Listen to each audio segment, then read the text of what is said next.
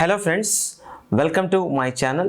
నా పేరు కళ్యాణ్. ఈరోజు మనం ఎస్ఎస్సి సిజిఎల్కి సంబంధించి మెన్సురేషన్ నుండి ప్రీవియస్ క్వశ్చన్స్ రెండింటిని చేద్దాం. ఇవి కూడా ప్రీవియస్ క్వశ్చన్స్ కొంచెం ఇంపార్టెంట్ కాన్సెప్ట్ మీదే బేస్ అయ్యి ఉంటాయి. సో కాబట్టి క్వశ్చన్ ఏంటో చూద్దాం. A circular wire of radius 42 centimeters is bent in the form of rectangle whose sides are in the ratio of 6:5. The smaller side of the rectangle is dash.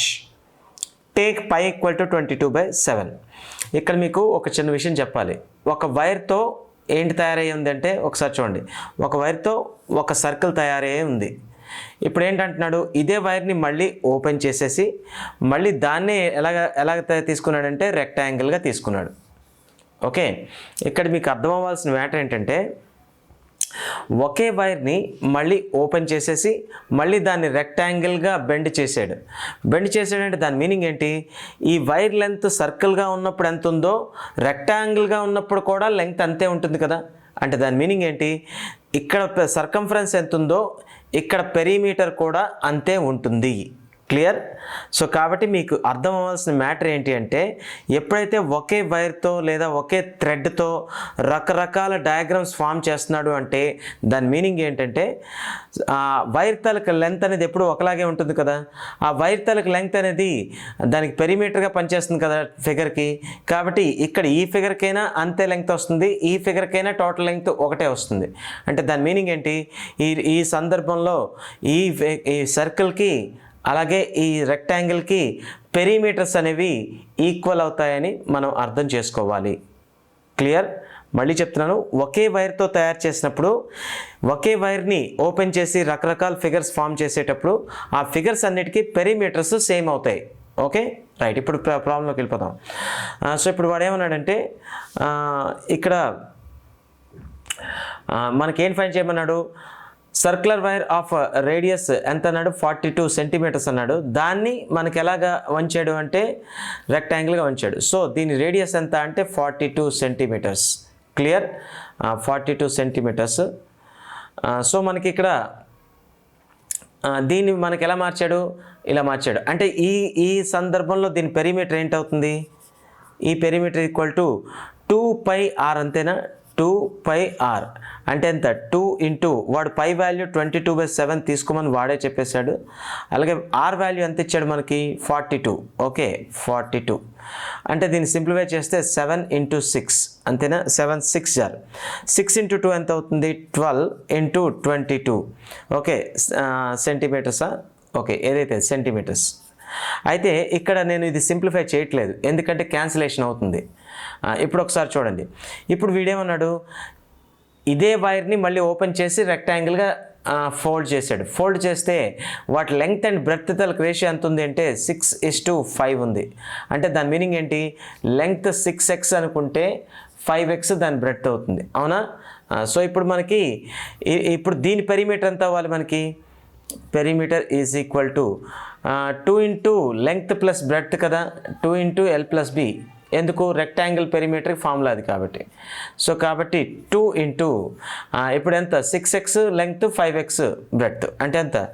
6x plus 5x. Length and breadth. ఇప్పుడు మనకి రెండు ఇది ఎంత అవుతుంది?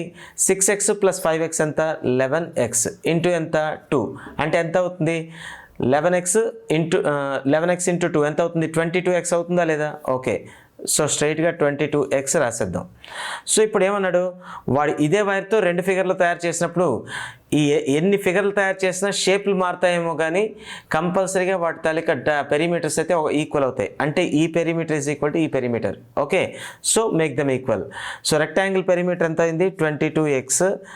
అలాగే దీని perimeter ఎంత? 12 into 22. Multiply చేయాల్సిన అవసరం లేదు. ఇప్పుడు చూడండి, ఈ 22 కిందకి పోతుంది కదా, ఎలాగా క్యాన్సిల్ అవుతుంది కాబట్టి డైరెక్ట్గా క్యాన్సిల్ చేసేయండి. అంటే x ఈక్వల్ ఎంత అయింది? 12 అయింది. x ఈక్వల్ టు ఎంత? 12.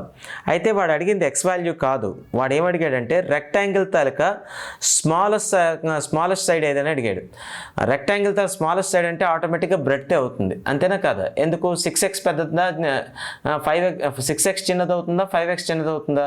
ఖచ్చితంగా 5x చిన్నదవుతుంది. వాడు అడిగింది కూడా స్మాల్ సైడ్ అడిగాడు కాబట్టి సో ఇప్పుడు మనకేంటవుతుంది, 5x కదా చిన్నదవుతుంది.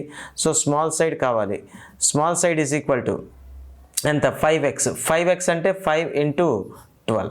5 into 12 అంటే ఎంత అవుతుంది మనకి ఇక్కడ? 60 అవుతుందా లేదా? సో 60 సెంటీమీటర్స్ అవుతుందన్నమాట. ఓకే, సో కాబట్టి మనకి 60 సెంటీమీటర్స్ అనేది ఆన్సర్. మనకి ఇచ్చిన ఆప్షన్స్లో ఆన్సర్ ఉందా లేదా అంటే ఉంది.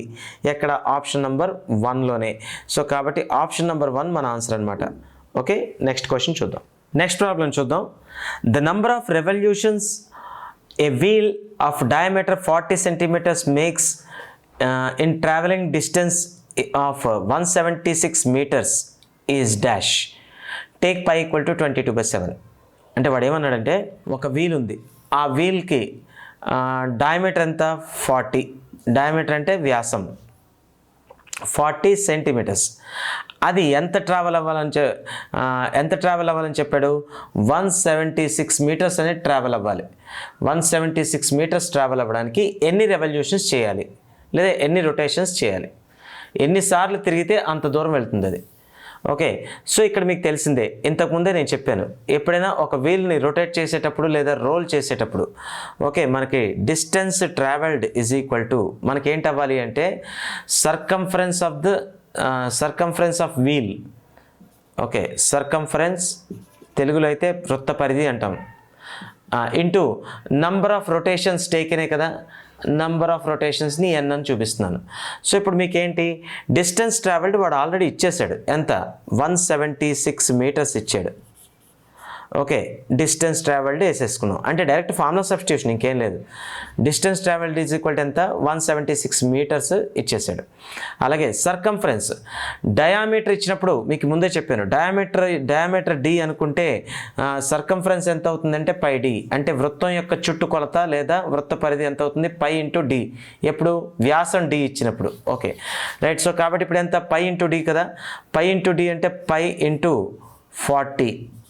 40 కదా ఇచ్చాడు.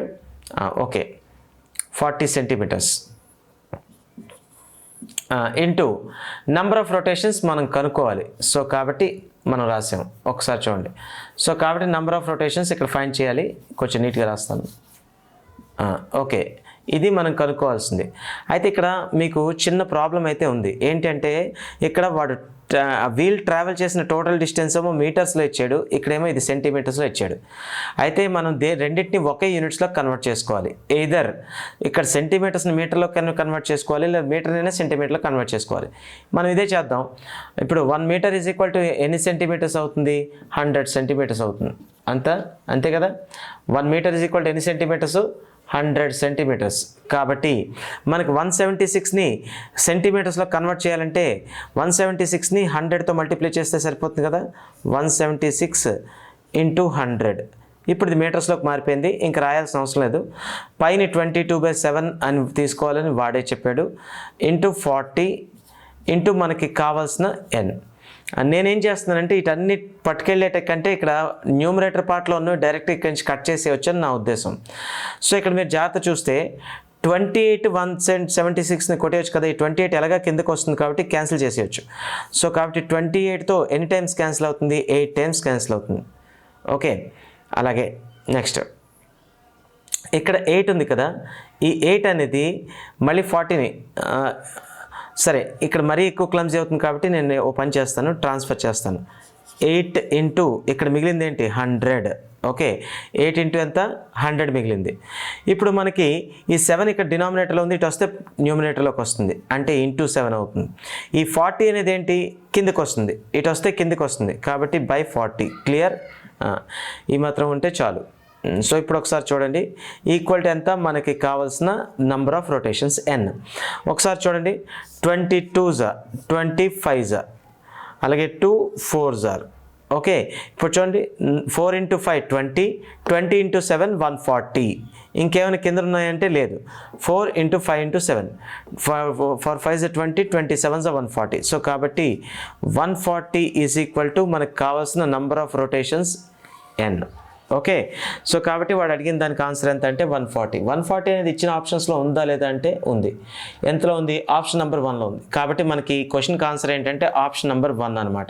ఓకే, సో కాబట్టి ఫ్రెండ్స్ మీకు ఈ క్వశ్చన్స్ బాగా అర్థమవుతున్నాయి అంటే సొల్యూషన్స్ బాగా అర్థమవుతున్నాయి అనుకుంటున్నాను.